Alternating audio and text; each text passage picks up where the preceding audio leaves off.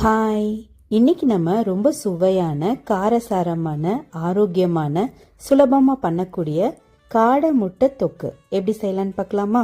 நல்லா சூடான சாதத்தில் இந்த தொக்கு வச்சு பிசைஞ்சு சாப்பிட்டிங்கன்னா இதோட டேஸ்ட் அவ்வளோ அட்டகாசமாக இருக்கும். இது செய்யறது எப்படிங்கிற வீடியோவை நான் ஏற்கனவே அப்லோட் பண்ணியிருக்கேன். அந்த வீடியோவோட லிங்க்கையும் நான் டிஸ்கிரிப்ஷன் பாக்ஸில் கொடுக்குறேன், செக் பண்ணி பாருங்கள்.